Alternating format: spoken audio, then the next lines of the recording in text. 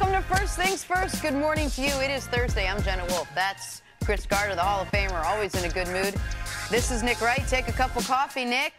Take it in. It's going to be a lovely couple of hours. Man, this has been such a fun week of shows. Right after the show's end, we have the World Cup going on. Good soccer, It's been great. This has been a fun week so far. Yeah, we've had a lot of fun. But we are going to start this morning with basketball. We start with the biggest team trying to land the biggest free agents. 2 days ago, Magic Johnson said it could take at least 2 summers to land a big free agent.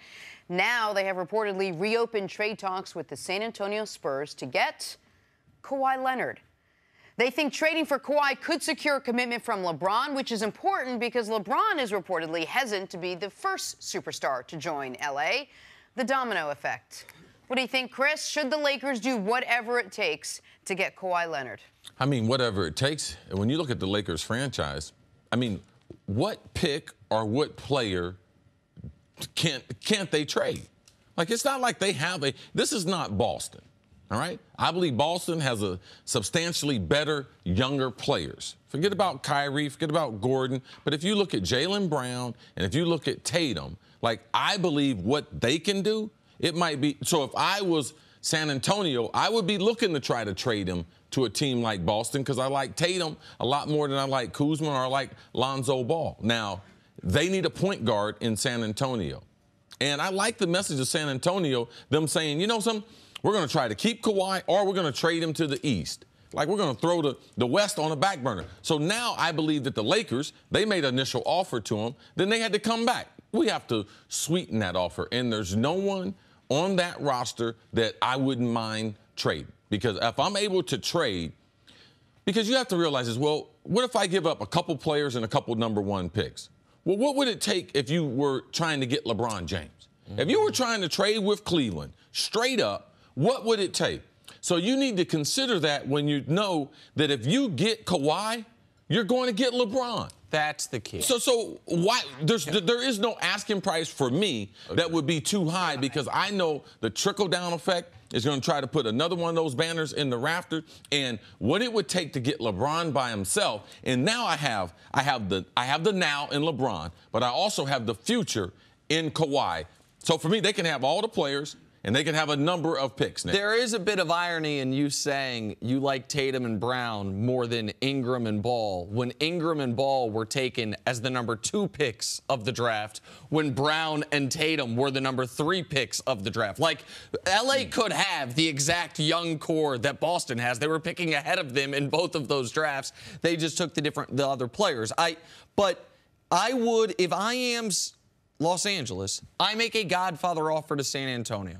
I tell them they can have, because everyone, the way people are making this out, it's Josh Hart, doesn't really matter, Kuzma, who kind of matters, plus Ingram or Ball, and a future first-round pick is the generic offer. That's not the offer I would make. I would have Ingram and Ball. And if you need be, you know what? Kuzma as well. Because you are not just trading for Kawhi. You are trading for Kawhi plus LeBron. And this is something people need to understand. As I have a little bit of reportage to do, a little bit of information to give people, you should, while the Lakers and the Cavs are the favorites right now, you cannot eliminate Houston and Philly yet. You cannot eliminate them yet. Why does that matter? If you're the Lakers and your thought process is, well, we're going to play hardball with San Antonio. At some point we'll get Kawhi. If LeBron stays in Cleveland, that's fine. Because then you can go after LeBron again next offseason. But if you wait on Kawhi and LeBron ends up opting for Houston or Philly, then you're never getting him. So if the Lakers thought it's just us or Cleveland, then they can be a little more cautious on Kawhi. Yes. Maybe they miss out on LeBron for a year, but he'll be a free agent again next year. What LeBron is not going to do is sign a short contract in Houston or Philly. And if I know this, the Lakers know this, Houston and Philly are still options for LeBron. So that's why the first domino of Kawhi Leonard is so critical. And I think you're really concerned, or you're really looking at Philadelphia because they have the cap space and they have the chips to be able to move. So the Lakers, they can't think it's just them in San Antonio trying to make this deal. But also, haven't the Spurs already said they don't really want to send Kawhi to the Lakers? I mean, if the Sixers just offer, say, a little bit more, or Boston, I know Boston's not on the table, or whoever it is, someone in the East, the Lakers were going to have to send all that, plus maybe more. Right, so this is why I said the Godfather offer, because I think Boston is hesitant to send anything substantial because they think it's a one-year rental. Philly is hesitant to send anything. The Philly's best pieces are not tradable in Simmons and Embiid. Now, Fultz depends. Let's see what the Spurs think of him. But the Lakers have they have better assets to trade than Philly, and B, they have more incentive to include all of their assets than either of those teams, because the Lakers know if we trade for Kawhi, it's a 5-year commitment. Which is why you made a great point yesterday that what the Spurs should do is just take the best offer. Don't worry about sending Kawhi to somewhere in the West. Take the most that you can get. And if the East is only going to be looking at maybe 1 year because Kawhi really does want to end up with the Lakers, although Paul George wanted to end up with the Lakers and now he may be staying, you should take the best offer. Well, R.C. Buford, I believe that was just a ploy. That was just a negotiating chip. Because they said, we're trying to keep Kawhi before the meeting. Then they had the meeting with Kawhi, and Kawhi told him he didn't want to be there. He didn't want to come back into the locker room ever again. So then they said, something, we're going to try to keep him in our program, or we're going to trade him to the East. That immediately intensified the pressure on the Lakers. Right. Magic Johnson knows. How you going to quit in 2 years, which you said you were going to quit, and then not make a substantial offer like I'm sure Magic would give a king's ransom for Kawhi. And I believe that the Spurs did a great job of really putting the Lakers in a corner. You're going to have to make a great deal to be able to get Kawhi. And I just believe the other ramifications as far as will Kawhi sign a long-term going east, it just makes it more complicated. And there's one interesting thing that's gone under the radar that hasn't happened that tells you the Lakers know that this is something they need to try to get done within the next week. They haven't signed their rookie Mo Wagner, out of Michigan. Why does that matter? Everybody knows what contract he's going to get. NBA draft picks are slotted. There's no negotiation there. When you sign your draft pick, you cannot trade him for 30 days. And so why would they not have signed him already? Because if you sign him and the Spurs want him in that package, you can agree to it, but you got to wait for 30 days. LeBron ain't waiting 30 days to make his decision. Some of LeBron's management team is going out of the country at the beginning of next week. LeBron wants this thing wrapped up. That report was accurate, that this thing, or Brian Windhorst speculation, that this thing should be wrapped up before July 4th. That is exactly what I'm hearing as well, that this should not bleed on late into July. The Spurs know that. I mean, the Lakers know that, pardon me. And that takes me back to the conversation we had months ago, if they trade for Kawhi and then LeBron signs there, then all of a sudden, does Paul George look at it and say, oh, it's my hometown team and we'd be the favorites? Because they could make that work. They'd have to stretch provision Luol Deng, but they could make getting all three of them work. But the first domino has to be Kawhi Leonard. Yeah, and I believe that, and I think I'm the first person to talk to you about the Kawhi, LeBron, and Paul George, because I had heard that Magic was going to make a push for Kawhi. He had information that led him to believe Kawhi wanted out of San Antonio, and that this time Kawhi was rehabbing in New York City. So what a domino effect. I believe the Lakers, they should sweeten the pot to try to get Kawhi before this weekend. What would you trade for Kawhi, LeBron? What would the pack, if Kawhi and LeBron were on the same team and you could trade for both of them, what would you give up? You can have Kareem, Shaq, Jerry West. Exactly right. And because you're going to change the history of the team. And if Paul George might be coming as well, that's why I'd say Ball and Ingram, 3 future first-round picks, because the future first-round picks ain't going to matter. Plus draft picks, or do they have enough? And it's not as if we don't believe they can play. It's you getting 2 players in their 20s, and Paul George and Kawhi, and you're getting LeBron James. And you also know you're not going to have what happened in Oklahoma, where you had Melo and Paul George and Russ, and there were 3 separate players, and it turned out they couldn't all play together. You already know that these guys are most likely, they're veterans, they've played, they're going to be able to play together. I've made the point that I think LeBron fits anywhere. I think LeBron and Ben Simmons don't care if it's redundant. LeBron plus Harden don't care if it's redundant. But there are better fits than others. LeBron and Kawhi is a perfect fit Because Kawhi, what is Kawhi's one weakness as a player? He is not a playmaker. He is not an assist guy. That is his one weakness, and weakness is maybe too strong. The one thing he doesn't focus on is the passing the basketball. He's not a guy that's going to be your point forward, even though he probably has the skill set that he could be. LeBron and Kawhi are a perfect fit. If you maybe could also add Paul George to it, now we're talking about two of the best 6 players in the league, along with another guy that's in the top 12. Like, but it all starts with Kawhi Leonard. It'll all starts with the same amount of talent as LeBron had on his team last year. Exactly right. Joke. All right, we'll talk much more about this. Cris is going to join us for a couple segments today. But coming up, how much will the future of Paul George tilt the balance of power in the West? We touched on it. That's next. First things first. At Buffalo Wild Wings, we'll admit that we often go overboard with our limited time offerings. We just can't help ourselves. Take our new signature sampler. For $15, you get wings and 3 shareable options, like fried pickles or cheese curds. Then there's our aptly named over-the-top nachos, a literal mountain of crispy tortilla chips loaded with your choice of pulled pork or honey barbecue chicken, corn, jalapenos, and more. Then top it all off with our new platinum margarita. Go overboard with us today at Buffalo Wild Wings. Wings, beer, sports. Available for a limited time while supplies last. Please drink responsibly.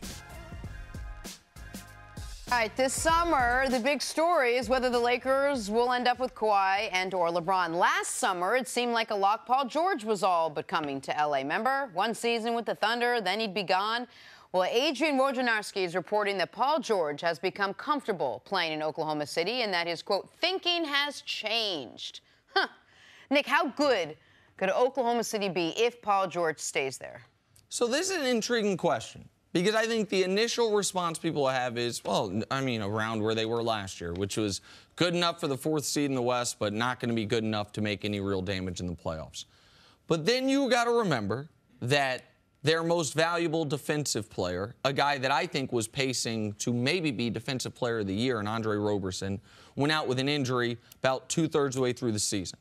And you look at the league's best 5-man lineups all year long. Number 1 was the starting 5 in Philly.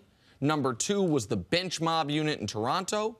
And number 3 was an OKC lineup that featured Andre Roberson. You also then keep in mind that you would hope that Russell Westbrook can improve at least one aspect of his game. That aspect being three-point shooting. I don't think he's going to change who he is as a player. I don't think he's going to change his mentality. I think he is who he is. But I also think he works too hard not to potentially improve somewhat as a player. And you say, oh, if Roberson's healthy and the Spurs aren't as good, like, how can they figure out in the West? Go ahead. So Woj actually just tweeted right now that Paul George will not opt into the final year of his contract, so he will indeed be an unrestricted free agent. Okay. So there you go. Ignore everything I just said. I mean, of course.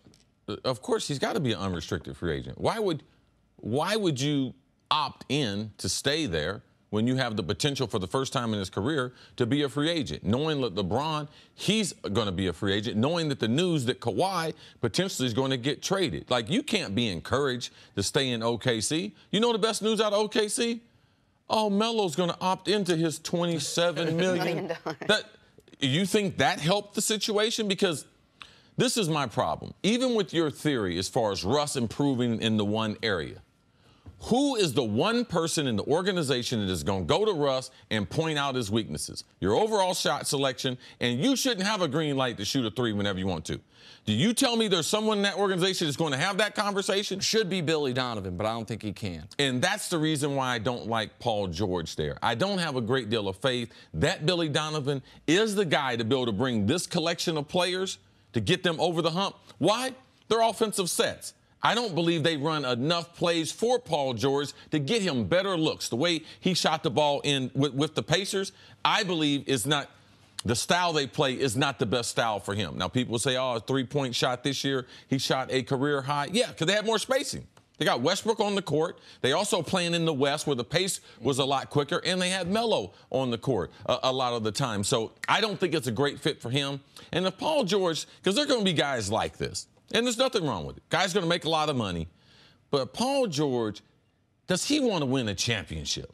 Does he want to play in the marquee games that he was playing in with LeBron a couple years ago? Against LeBron. Yes, and I would like to, because in those environments, that was the best Paul George that we've seen. And I don't think he gets that playing with Russ, with the other team. What's going on in San Antonio, they'll always be a better organization, I think, than OKC. What Houston has, if they bring back their total roster, we know what's in Golden State, and I believe LeBron will be at the Lakers. And so I should make this clear, and I appreciate and great job by our staff, because, I mean, this came down 3 minutes ago, that the report by Woj is he's not opting in. The report is not that he's definitely leaving. Correct. Now, so he could still say, so that's your point, which is, of course, he's going to not opt in. He's going to give himself the full menu of options and then figure out what he's going to do. It also removes the likelihood of a sign-and-trade with Paul George. Right, and it's not as if he opts into the contract, that gives them some great cap space, or it's one of those types of chips that they need to make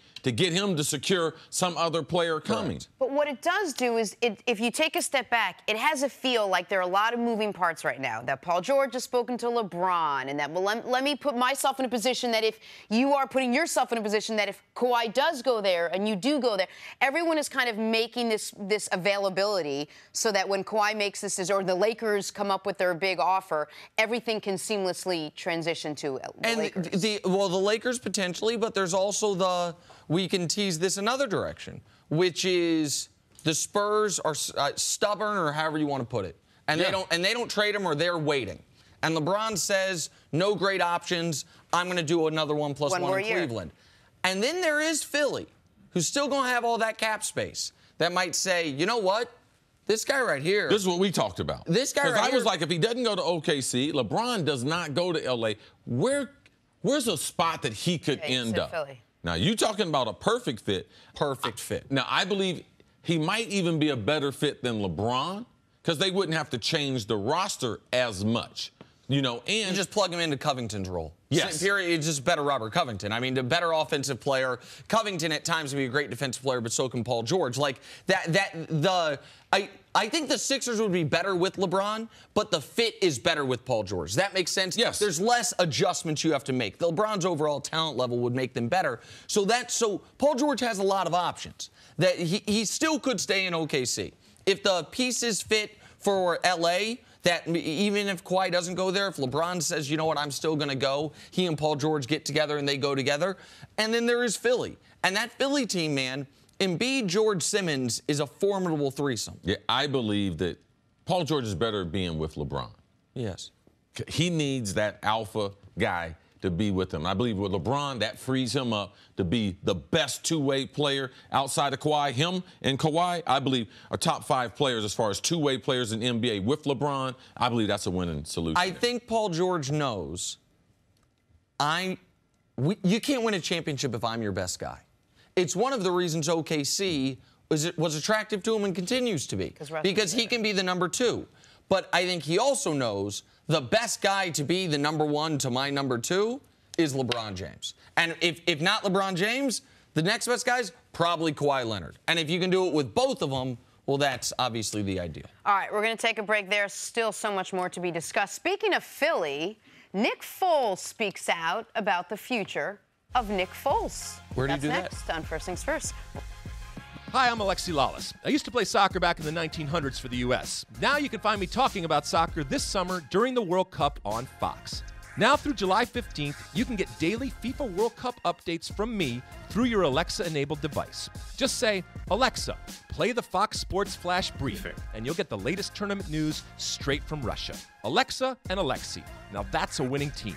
Don't forget to watch the 2018 FIFA World Cup all tournament long live on Fox and FS1. The first round of the U.S. Senior Open begins today. Check it all out today at 4 Eastern on FS1 or stream it live on the Fox Sports app. Is that John Smoltz in that picture? It is. Him and Freddie Couples. Among the many reasons to watch, our own Smoltzy. John Smoltz making his professional golf debut as he joins the legends of the game. Among Smoltz's many accomplishments, 8-time All-Star, World Series champ, Baseball Hall of Famer, he said none of those accolades compare to playing at the Senior Open.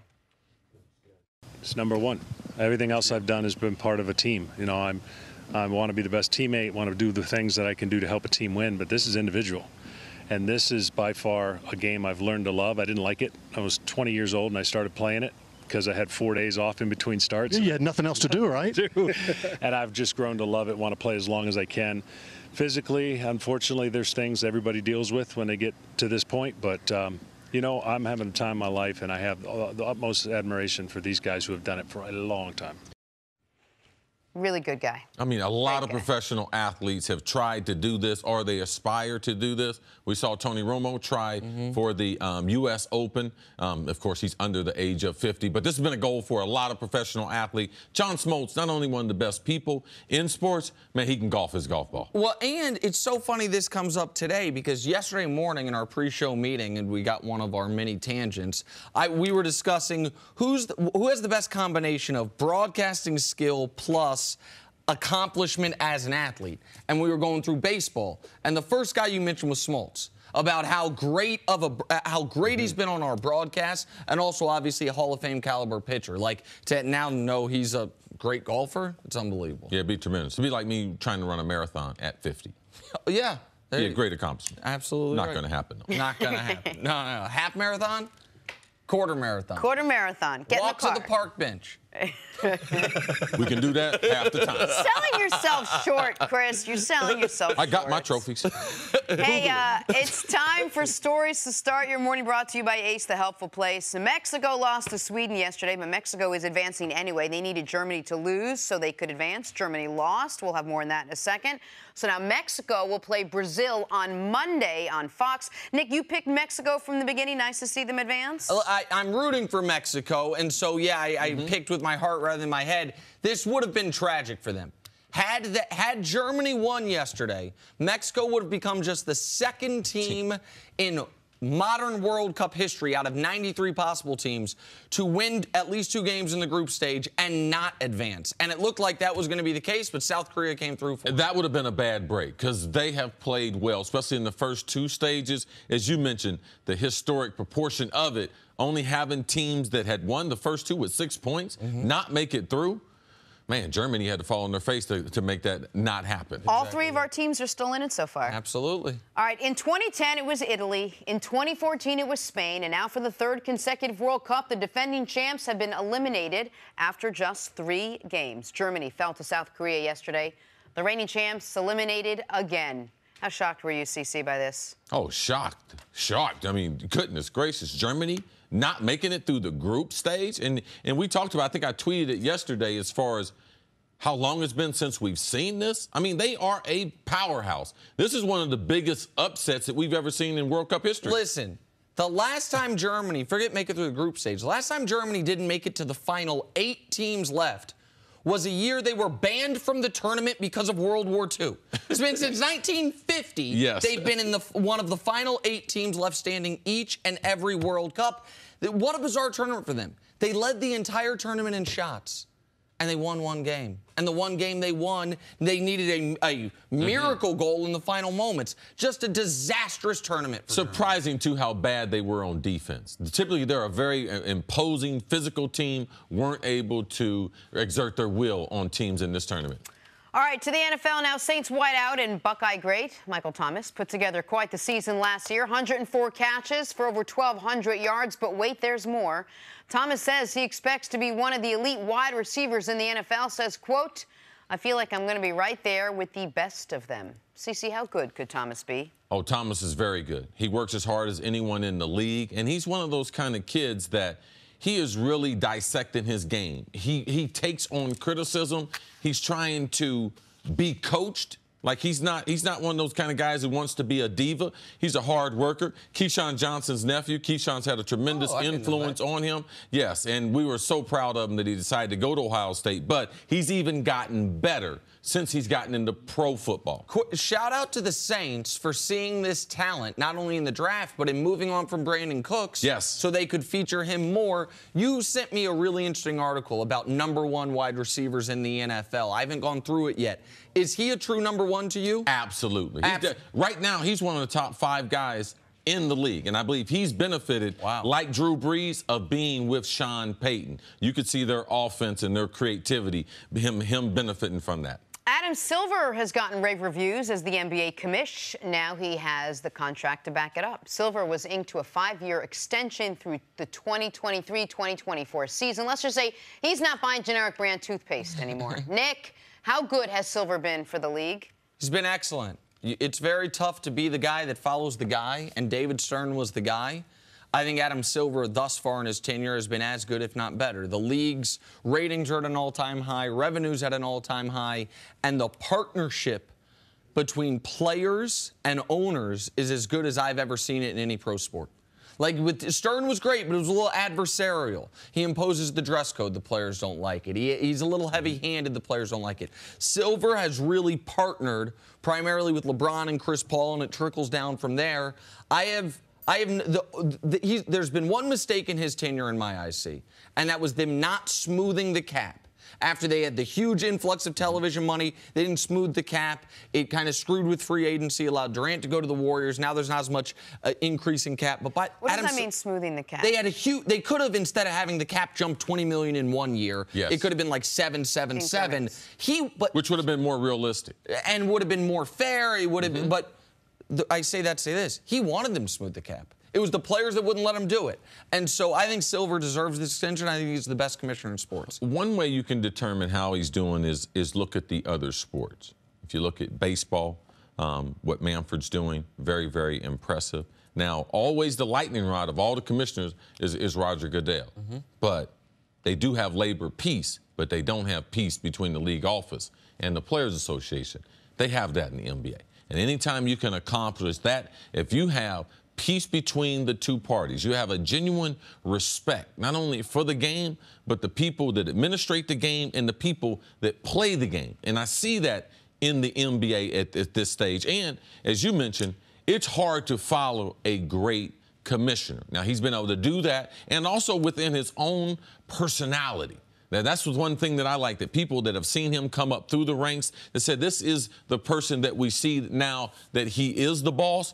And what he's done from a social standpoint of how he was going to handle social issues is a step above any commissioner that I've ever seen in any sport. And for that, I have to be able to applaud him. They have a national anthem. They have a policy. Yeah. But they have also encouraged their players from a social standpoint to be able to speak about their independence, and they want to be involved in the things that they believe that the players want to be involved in. Empowered, not just encouraged, but empowered their players. And with the NBA, you can never, when you talk about that type of thing with the NBA, you have to recognize race will always be inextricably tied to this league more than any other league, because it is such an overwhelmingly black league, and the ownership is almost exclusively white. The league office, the commissioner is a white guy, David Stern, white guy. Like, his ability to find common ground with the players, with the head of the NBA Players Association, Michelle Roberts, has been outstanding. I mean, the NBA is not a perfect league. It's far from it. But there are certain things that could be models for other leagues, that even though there's always going to be a union management push and pull, it can be a collaboration. They can be partners, and these guys really feel like partners. Not to mention, the NBA is as popular as it's ever been. Issues Absolutely. and personalities, and there's a lot of fun things to talk about. We've had a good season. But let's talk about football now. Nick Foles stopped by the show yesterday on his post-Super Bowl MVP tour. Couple of takeaways. He's very tall. He's, in fact, a true blonde, and he's embracing his role as a backup on the Eagles team in no particular order. This offseason, there were plenty of rumors about Foles being traded somewhere where he could start. But after Foles renegotiated his deal with the Eagles, it seemed like he was set as the Philly backup. Here's more now from Nick Foles. I would love the opportunity to lead a team. Now, let me also say this. I'm not just going to go to a team, say, hey, I want to lead this team and not see who they are. It's about an environment. It's about going to work every day and enjoying where you work, the workplace, having that relationship. Because it doesn't matter what the hours are in a situation like that. You're going to love what you do if you love the people you work with. If it's not a great environment, I don't care if it's a short day and it's an easy day, you're not going to enjoy it. So if that does come to be, I want to find the right pick, be with the right team, a team like the Philadelphia Eagles organization. They do it the right way. It's an amazing locker room with amazing leaders and coaches. And, I've been blessed to be a part of it. That's why I'm not running away. You know, CC, you said weeks and weeks, if not months ago, that Nick Foles was comfortable in his role. That's the role he liked, even after he took this Eagles team to the Super Bowl. What was your reaction to what he said yesterday? I'm not surprised at all. He's got a lot of respect for the game. And what they have a hard time doing is people always try to put themselves and their decision-making into other people's hands. Well, if I was Nick Foles, man, after a Super Bowl MVP, I want to get out there, get me a long-term contract, take over another team. Some players, that's not the most important thing. He's also smart enough to know, man, if you get knocked around, no matter where you go, because we all have to put in the same amount of work. He said that. Man, the days are long no matter where you go. But trust me, the grass is greener other places. There is better food. There is better services for the players. There is a better environment that when you show up to work, that you say, man, I don't mind working hard here, because they really take care of the players. That's what the Eagles did when they came to him to adjust his contract.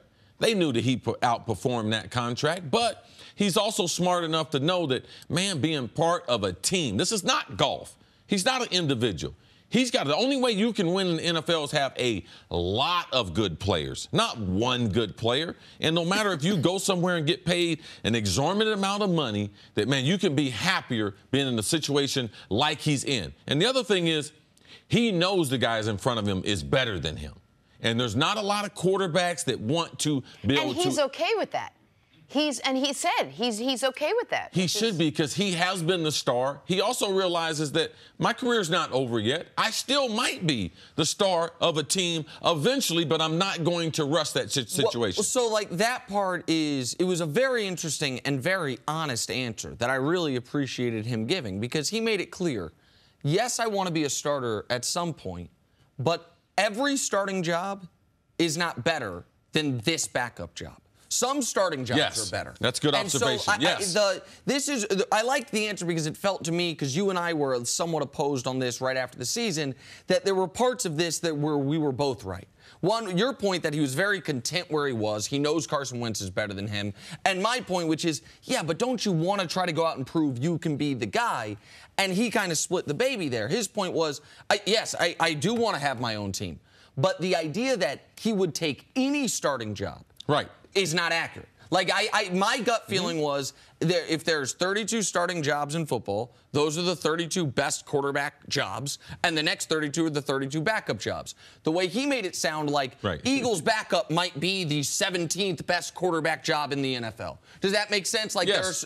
And so I thought it was honest, and your point that he knows Wentz is better than him and he's okay with that, he made that very clear here. Like, I want Carson to be healthy, and he knows if Carson's healthy, Carson is the guy. He also, I think, knows, but there are probably some other teams that have a healthy starting quarterback that I am better than. Look, we asked him a number of different times and ways about his relationship with Carson Wentz. You got this sense he genuinely likes Carson. He genuinely likes playing with him. There's a genuine mutual respect between these two guys.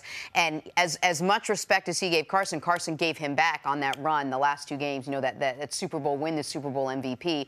And now he's happy to hand the reins back over and saying, this is your team. You got us here. I'm happy with this role. Yeah, at some point in your life, you have to realize sometimes more is not better. And you have to be able to judge yourself to know where you are from a mental standpoint, what's your family situation, what's your financial situation. Nick Foles has made a lot of money. Like, he's going to make a lot of money. But now, given that the modern-day quarterback is playing late in his 30s, some into their 40s, what's the rush to rush out of this great situation that he has and rush into a horrible situation? Because I'm going to tell you the worst jobs in the NFL. They are being a quarterback on a bad team. Because all you do is get criticized and criticized. And typically, you get beat up. You get beat up. Yeah. And why would I jeopardize my career and the cachet that I've developed? That he has been effective as a starter. He's been very, very effective as a backup. I believe there'll be a market for Nick Foles for the next 6 to 8 years, either as a starter or as a backup. And I thought it was interesting, right after you didn't watch the show yesterday, right after we had Nick Foles on, we had Tamba Ali on. And we asked Tamba about Andy Reid. And Tamba immediately said, best coach I've ever played for. Now, Tamba's played for Herm Edwards, Todd Haley, Romeo Crennel, and then Andy Reid. And he said, Andy's the best coach I ever played for. Made me think about the coaches Nick Foles has played for. Andy Reid, then Chip Kelly, Jeff Fisher, then and then Andy Reid again, then Doug Peterson. I say that to say this. He understands the value in having a really good head coach, which only a veteran player really can. Like, you talk all the time about these young guys don't know nothing about pro football. He understands that, good personnel, good situation, but not the right coach, that maybe isn't the best situation. Because he couldn't speak highly enough about Frank Reich or their offensive coordinator now, Groh. Mike Groh. And about the importance of those guys for what he's trying to do. But what he's also saying in this, we'll always talk about the football, we'll always talk about the coach, but he's really speaking about the organization, what they do in servicing the players, because that's been the one consistent thing. You say he played for Andy. Yeah. He played for Chip. Where? Philly. But the organization stayed the same, even though the coach's philosophy changed. So for me, with Chip Kelly, he wasn't embracing staying there. It was the same organization. So the system that they're running now and the way the organization treats the players, to me, that was one of the most important things. Who was, remind me, who was McNabb's backup? He was a long-time backup. Wasn't it Doug Peterson? No, maybe it was right afterwards. He was a backup forever. I can't remember his name. It's escaping me. I had a conversation with him about being a backup one time, and he said... Detmer. Yes. It was Ty, right? That was really good. And he said to me once, he said... That's the park bench stuff, where them bring in and do no puzzles, doing those brain puzzles. I asked him, I said, how do you like this role? I mean, do you want to be a starter? He's... No, why does everyone think I want to be a starter? He goes, I really enjoy this. I like this organization. I like the role I'm in, and I like the opportunity that when it's time for me to play, I'll play. But he loved this Eagles organization, and he stayed there for a very long time. I can understand that. But he couldn't play either. He couldn't. Okay. That's the best job he ever had. Right. The only break before, as I was going through, I was like, I need that brain. I need that spot in my brain back. But Get him out of there. Listen, a lot of people didn't think that Nick Foles was as good as he was until you saw those last couple of games. I think Nick Foles, ever since that 2013 season, has felt like I can play in this league in the right situation. There are certain backup quarterbacks who the last thing they ever want to do is play. Like, I feel like Jim Sorgi with Peyton Manning for a long time was like, man, don't get hurt, don't get hurt. Like, I'm going to get exposed. Right. This is not what I need. Nick Foles isn't that guy, but he's also not a guy that feels like that overestimates how good he is. He's not a guy sitting here saying, man, I'm better than Carson Wentz. I should be the starter in this town, which after winning Super Bowl MVP would be hard not to feel that way, but he clearly doesn't. Good conversation. All right, coming up, Kyrie's latest comments on LeBron might surprise you. Next on First Things First.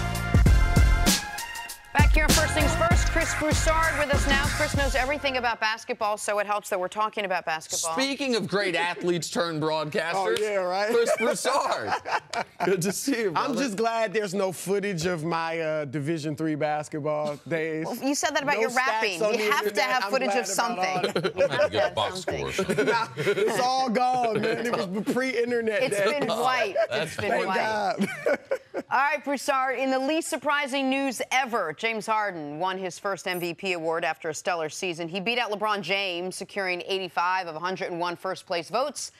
LeBron's former teammate, Kyrie Irving, of the Flat Earth fame, had an interesting take on the results. MVP it's hard to gauge nowadays, like, because now you have the people's MVP, then you have like the NBA's MVP.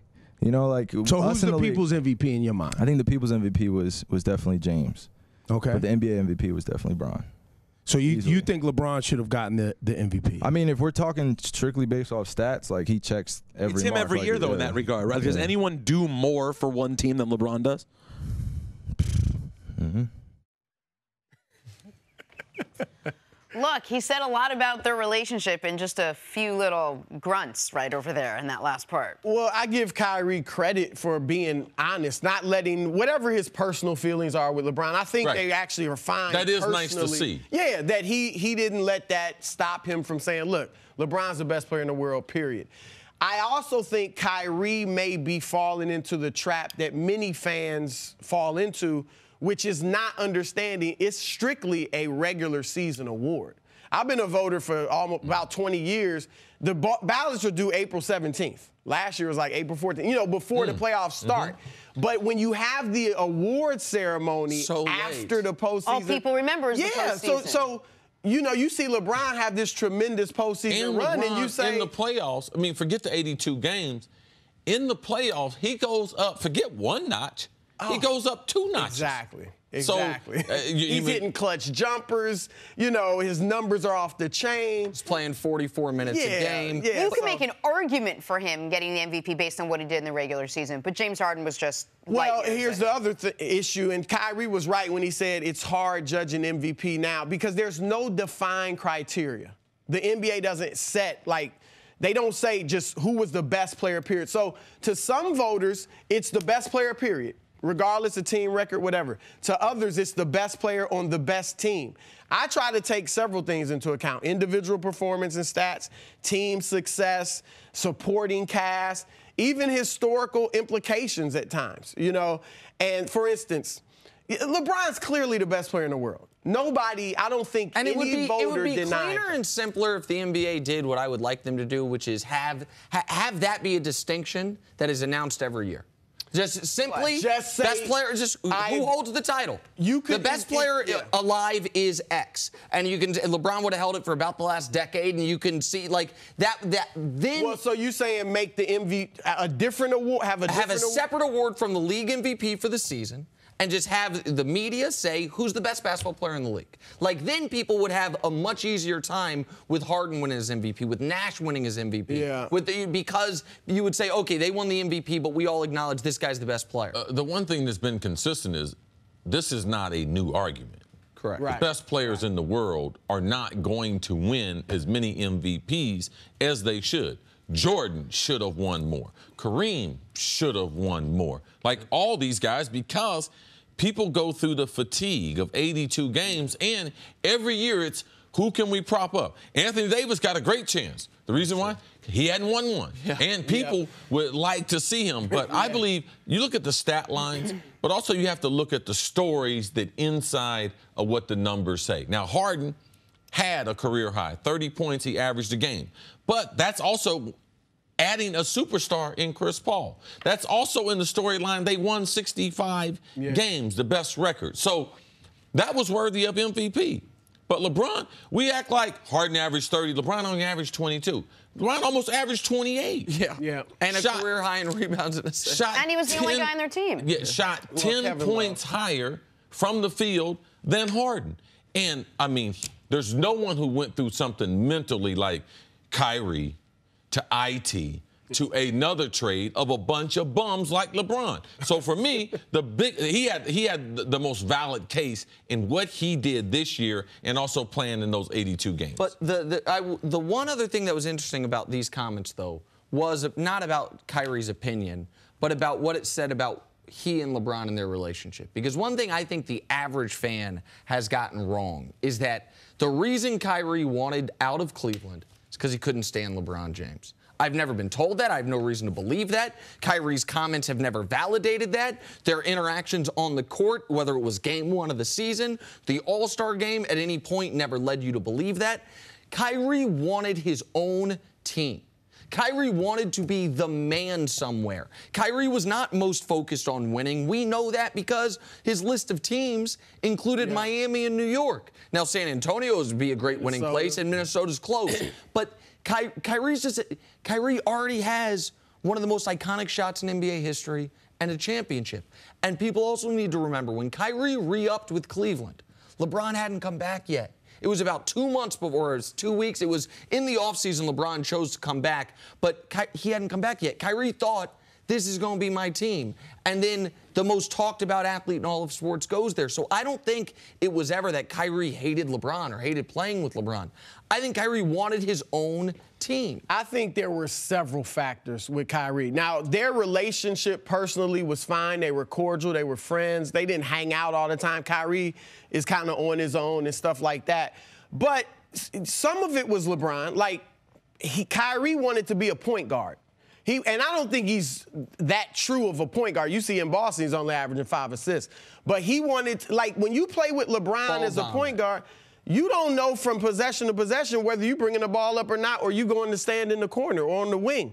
So Kyrie, that can be frustrating. And so there was some of that he wanted to show people, I'm a point guard, and I want to play like a point guard. But yeah, he and LeBron never had a blow-up, never had an argument, huge argument or anything like that. But I think, too, when I look at the MVP, Look, I think the Cavs underachieved the last few years in the regular season. You know, and fourth seed, I understand they had a lot of issues and changes, but so did Houston. I mean, Chris Paul missed 24 games. You had P.J. Tucker, Luke Ba, Mute, Chris Paul as new players, you know, so adjusting to another star coming to your team that has been ball dominant.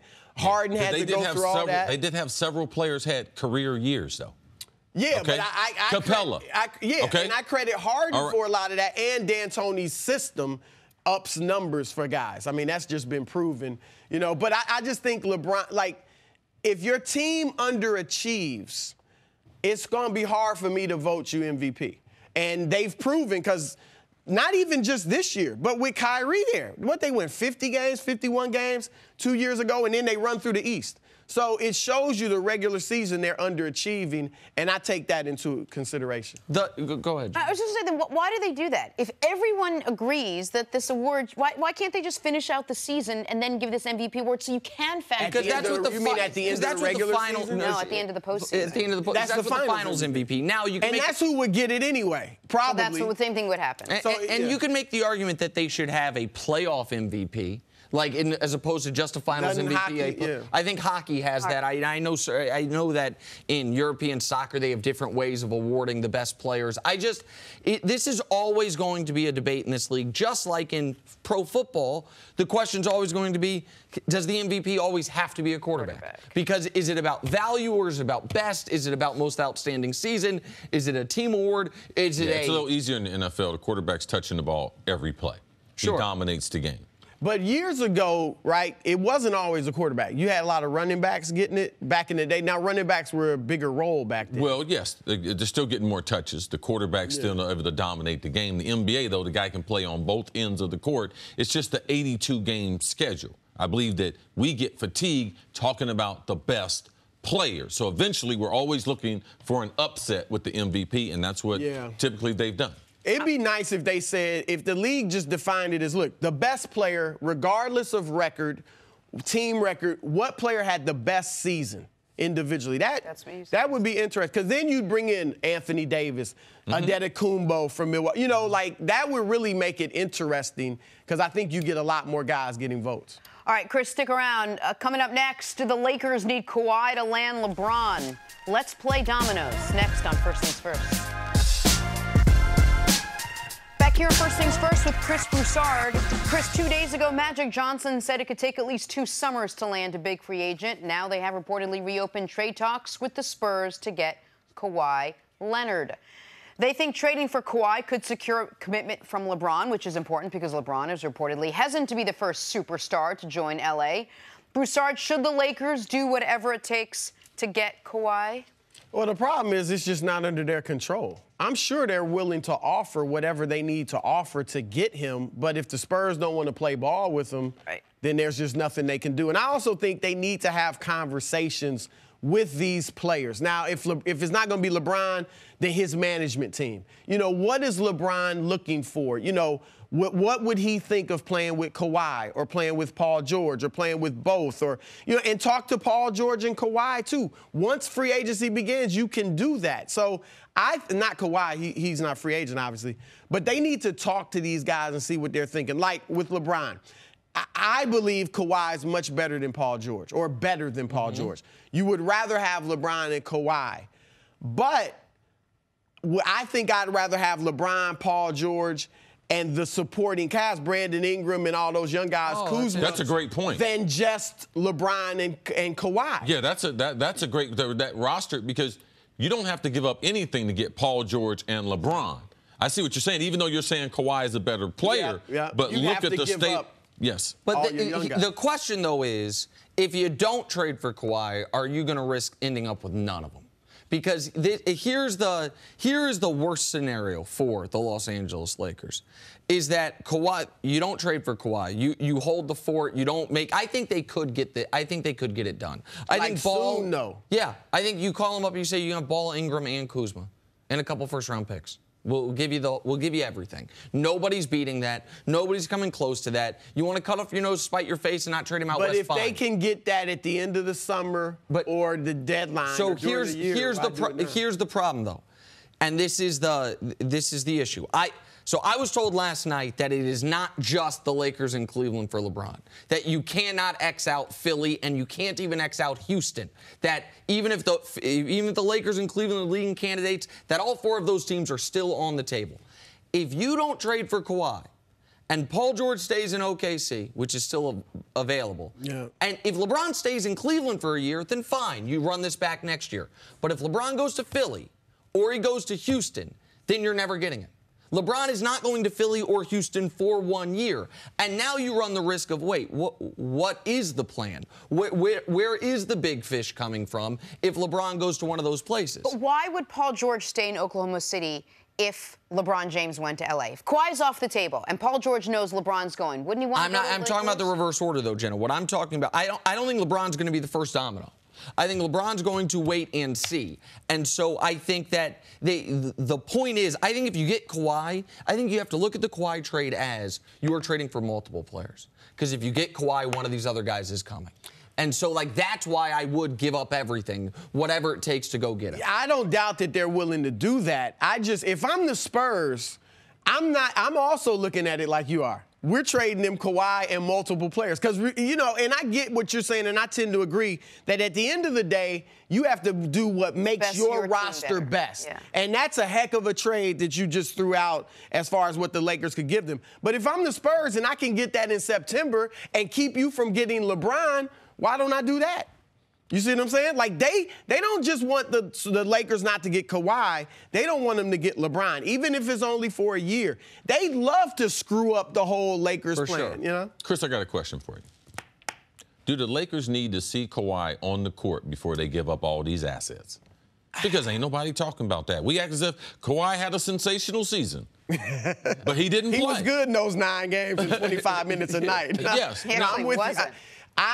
There is some risk to that. I agree. Right? I totally agree. Now, I think they would look at it and say, we believe he's going to be fine. But there's a risk because he didn't play 82 games a year even when he's healthy. Now, some of that's Popovich sitting guys out, but some of that was also injuries here and there. And you're giving up a boatload of stuff. That's why it's just easier to go get Paul George if you can.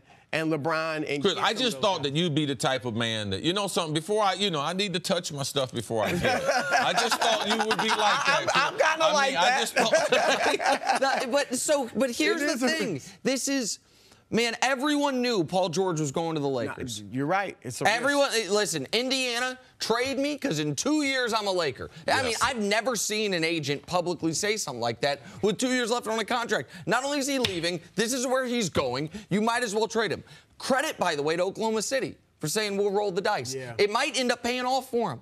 You can say it kind of paid off last year, but the difference in OKC's future with just Russ, or if Paul George decides to stay, and I know there's the report, and we'll talk about it more later, he opted out of his deal, but he could still stay there. I would argue no one in the world, forget pro athletes, no one in the world can definitively say, here's what I'm doing 1 year from today. No, I don't care if you're the President of the United States. I don't care if you're a guy picking up trash on Fifth Avenue. I don't care if you're a pro athlete. You never know definitively what you're doing. So this whole idea of if the Lakers plan is, you know what, we'll keep our guys because Kawhi's going to come. And then LeBron will join him. Magic said it'll be 2 years anyway. Yep. Man, you're rolling the dice there. It's a risk. There is no question about it. Because you're right. Everybody thought George was going there. So what if Kawhi gets traded to Boston? They win the title. He enjoys playing with Kyrie. Even if they don't win it, you just enjoy the situation, like Paul George. And what if a guy in Kawhi Leonard has only lived in, that I know of, Southern California and San Antonio? What if a big attraction of L.A. is, man, all these cities that aren't L.A. are terrible because San Antonio's the only place he's lived. Yeah. And then he lives in Philly a year, and he's like, oh, there's other awesome cities in America, not just Los Angeles. There's a lot of factors there if you're just going to say, don't worry, we'll get him later. Chris, if you take Kawhi off the table, say the Spurs decide, you know what, I don't want to send him to the West. He's off the table. Why don't Paul George and LeBron, which I'm sure they've already had a discussion that says, hey, I'm not opting in. I'll wait to see what you decide to do. Would those two be enough? Like, would LeBron go to L.A. if it was just LeBron and Paul George? Yeah, I believe he would. So that's on the table. That's up to LeBron. If he wants to do that, well, it's up to Paul George. Well, what's keeping Paul George there if he can go play with LeBron and the Lakers? And you told us Paul George likes to fish and hang out with old white dudes in the suburbs, right? In Oklahoma City. In Oklahoma City? I don't think that was me, but I think some of that's true. That was Mannix. That was Mannix. I apologize. I think there is truth to that, though. Yeah. That Paul George is not a big city guy necessarily. That Paul George likes the low-key life, is at least what we've been told. Why was he screaming about the Lakers? You know what I mean? In the first that he was all but there. Because it's home, right? But it's a big city. He knows that, you know? For sure.